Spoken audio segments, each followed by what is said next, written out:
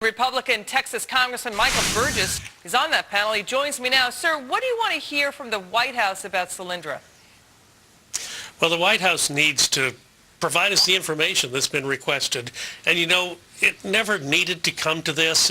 What's so disappointing about the fact that we are now going to be in a business meeting to discuss the possible subpoenas to the West Wing, it never needed to be that way. Had they provided us the what do you think is going on? Do you have any suspicions or any idea of what you may be in these emails?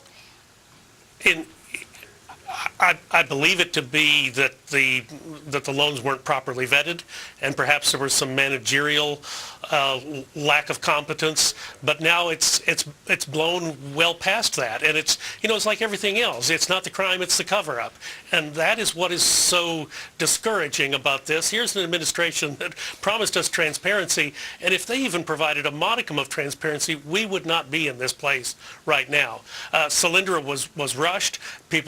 Staff were complaining about being jammed by the administration. We're obligated to get to the bottom of that, but had they just provided us the information, had they provided us the ability to talk to the upper level staffers in the White House, this thing probably would have gone by with barely a headline. Congressman, the other issue too, Congressman, is that it's not just Department of Loan guarantees. Beacon Power, another company that got Department of Energy loan guarantees, using $39 million in taxpayer money out of that one. It also got stimulus money out of the Department of Energy. In other words, the president's stimulus plan gave money for things like smart grids. The company Beacon Power getting $24 million there. The White House's stimulus also sent block grants to the states for energy. New York and Pennsylvania gave Beacon Power at least $7 million there. We saw the same story with Evergreen Solar in Massachusetts, also getting state stimulus money. Where is the oversight here? Will you be looking at federal stimulus money going to clean energy companies? All of that now is, of course, on the table. And here's the problem. The business model for these solar companies doesn't seem to have been one that would ever work. And as a consequence, their stock value drops, they get delisted, and then the thing won't cash flow. My belief is that they always thought that a cap-and-trade system would be in place. All of these companies would receive credits for the carbon offsets, and that would have been the basis for their cash flow.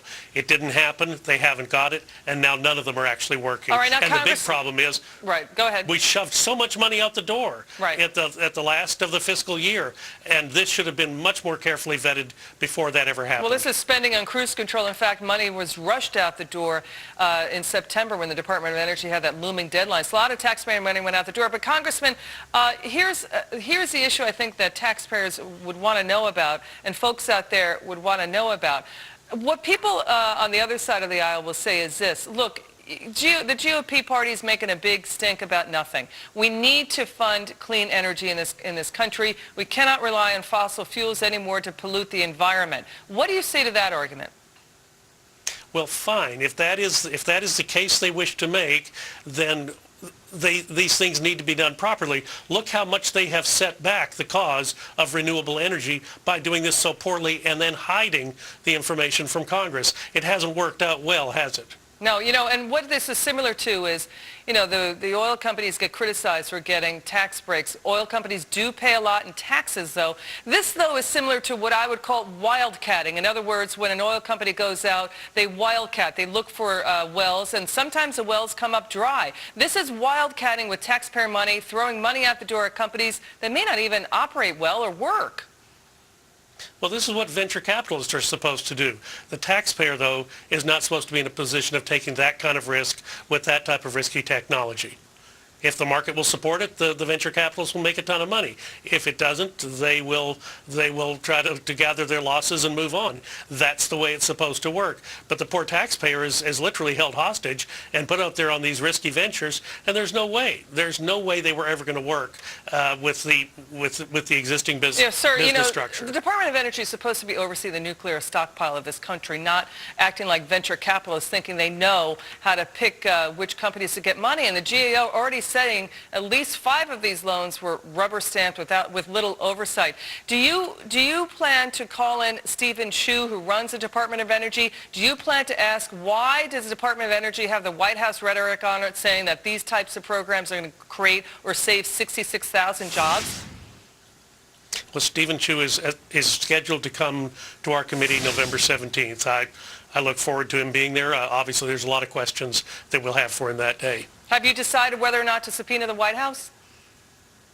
Now, that will occur on Thursday. The business meeting will we'll have a vote on whether or not to send the subpoenas to the White House itself, to the West Wing. And, you know, the problem is we're up against a wall at this point. We've got some information about high-level staffers of the West Wing being involved, and yet no one will confirm or deny, and then they just say, you can't get any more information from us. Sounds like you're going to be filing subpoenas, right? Yes, it does. Okay. Representative Sure does. Michael Burgess, thank you so much for your time, sir. Really good to be with you tonight. Good luck to you.